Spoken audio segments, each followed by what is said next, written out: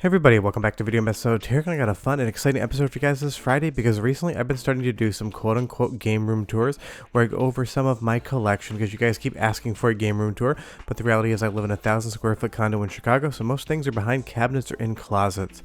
But one of the biggest things I started my channel with the 3DO M2, and I've been getting some questions about my entire collection. So this is kind of a condensed version. Leave me a comment down below and tell me if you want to see every single piece of my M2 collection on camera. I'm giving you guys a tour of the overall hardware.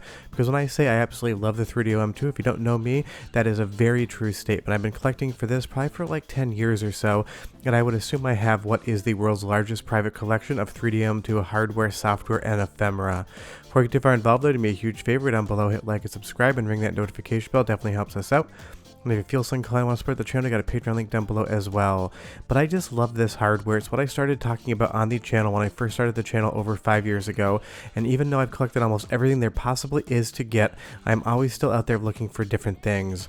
But let's go through some of the hardware, different options we have here. I did a video on this about a year and a half ago. This is the Panasonic FZ21S1, and it was released as an interactive multimedia kiosk. What that means is that this was sold at retail, but not as a games console, more as an interactive demo thing you would see in stores and play around with. There's some software to train the elderly for their memory, there's some car software to teach you how to drive, some very weird functions for the overall hardware, but it's so much fun to find this, and it took me a very long time to actually locate it. It took me like maybe 7 years of active searching. The other thing that I was able to obtain along with this from somebody in Germany was a prototype 3DO M2 control pad. This is not the Nintendo 64 looking one. There seems to be only one of those in the world, but of course I am always still looking. But this allows you to have the full functionality as far as the D-pad and buttons are concerned on a 3DO M2, and this is serial number 517, so it seems like that's at least how many were out there.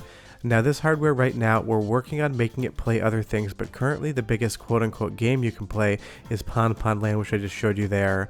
Now moving on to the Panasonic FC35, this is the unit that nobody seems to want because it doesn't look very fun, but this is the unit that plays all of the different diverse software that I've released, collected, and other people have as well. It's a big giant box with a DVD player inside, and this used to sit at car dealerships, GM dealerships in specific, to show you the overall car details of that model year. But of course, because it is just a 3DO M2, it can play many different things, and some of the arcade conversions are still in progress on working on this. One of the main reasons I'm doing this video is to update you guys on that. Hopefully in 2024 there might be something more to show you as far as playing Konami arcade games on console 3DO M2 hardware. But of course the best game you can play for this one is IMSA Racing. It is one of those games that's so well known for being vaporware on the 3DO M2, but if you do own one, you can 100% play it today and enjoy it. I'm not saying you should go out and buy an M2, I'm just showing you what exists. Other thing is the enhanced and standard version of Iron Blood, which went on to be Iron and Blood on the PlayStation 1, a D&D fighting game. It was meant to come to the 3DO M2 as a very enhanced port of that game, and of course we never got it. Additionally, I also released the demo files for the most amount of content that exists for the 3DO M2 version of D2, which would go on to be on the Dreamcast. These aren't things that are in my collection that you can physically hold, they are just files, but I have a massive collection of source code, SDK information that I've all released online, and we did button up a demo disc, so if you do own a 3DO M2 FC35, you can burn it and play it on your machine. Now on the arcade side of things, that's where the bulk of my collection does reside. I have at current count 12 different 3DO M2 Konami arcade boards, and I have a couple that aren't pictured here, so if you want that gigantic 30-minute video, tell me down below. I've also collected every single original disc that I can possibly find.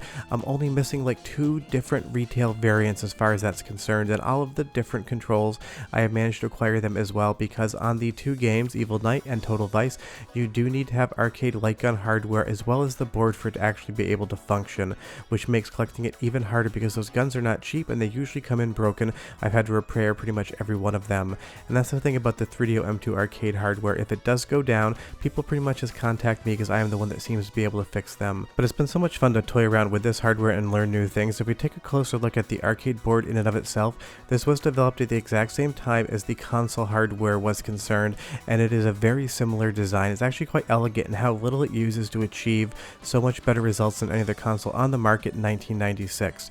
We have the CE32, the Bulldog ASIC, as well as 2 PowerPC 602s and a complement of RAM, sometimes 8 megabytes, sometimes 16 megabytes, depending on if you're dealing with console hardware or arcade hardware. If we take a look around the back, this also is demarcated with an FZ number, which is what Panasonic used when they were talking about their hardware. And this is an FZ20B1CK. And if that number doesn't sound familiar, I'll tell you in just a moment. That is because the M2 FC21S1 is the console design that everyone really wants. So you can tell that these were developed at the exact same time, and they almost fit the exact same footprint as far as the case and motherboard design is concerned. But as far as collecting the arcade games, I've gotten some unobtainable things like the original shipping box for Battle Tryst. I've never seen any other game come in its original shipping box. No other collector seems to have one, and I got totally lucky on that. And I do collect an absolute metric crap ton of the paperwork as well. But some of these games are just so much fun and unfortunately so hard to play. You could emulate 4 of the 5 games in MAME, but Battle Tryst remains one that doesn't show any graphics. I've gotten both variant region discs as well as all of the artwork, the move set, that marquee card, as well as some other things that I'll show you in a moment. But moving on to Tobe Polystars, one of my favorite games in the entire 3DO M2 ecosphere. I have collected absolutely everything you can for this. All the artwork, all the flyers, different sort of soundtrack disc Konami released. If it had anything to do with Tobe Polystars, I have managed to get it into my collection. I've got a lot more than this, so again, if you want to see it, let me know. Now moving on to Evil Knight, this is something where I have never found the Japanese flyer.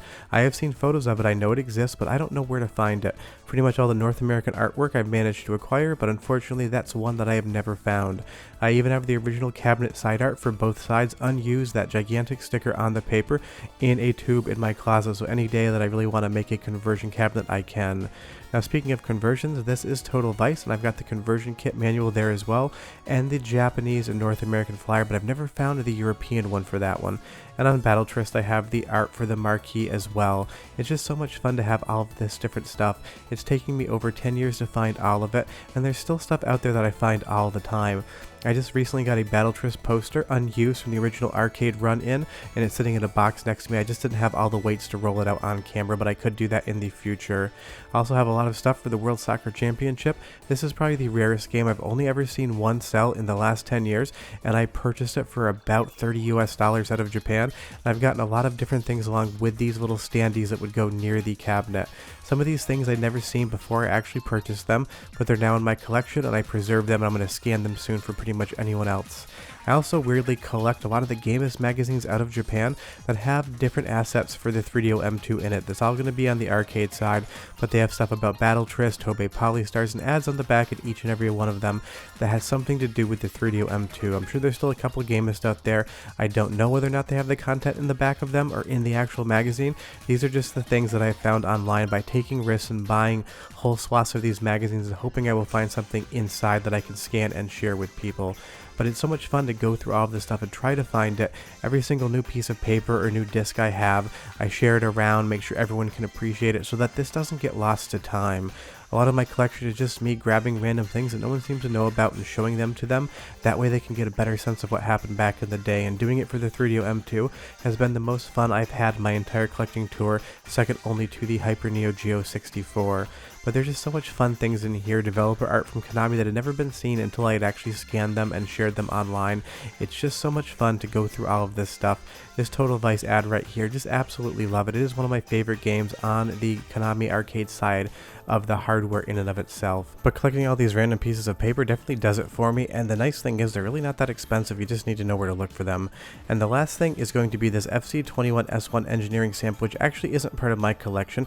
It is here because it's actually on a sunny trip down to Florida with Fixel, because it does need some work for the person who technically owns this thing. It has been in my possession for way too long, just waiting to learn more information about how to revive it, because it did not come with a BIOS card in the back, so there had to be some research done on better understanding how the BIOS actually worked and was ingested into the system, and it also needed some repairs on the PCMCIA card side because it was basically just hot glued down to the board in like 1996, and that hot glue definitely did not hold up whatsoever. But I did a full teardown on this a very long time ago, and if you want to see a revamp of that, let me know as well. I could definitely open up some of this hardware and do some modern versions, because so many of you didn't see these videos when I first ran them over 5 years ago, so it is fun to kind of revisit. But you guys have been asking for more hardware tours and more game room tours because I don't actually have a game room set up. I've been doing these more concise sort of look-throughs of all my hardware, but again, I probably have twice as much as I've just shown you here. That's just a taste of my collection, so if you do want that long form, like half an hour video, tell me down below, because I have to dig through so many different closets, so many different binders, bookshelves to get all of the discs, different paperwork, and hardware out and onto camera. But that's just a taste of my 3DO M2 collection. It's been so much fun collecting all of this stuff over the years. And if anyone has any more things that I don't have, let me know down below and I'll probably try to get them from you. See you guys next time. Bye bye.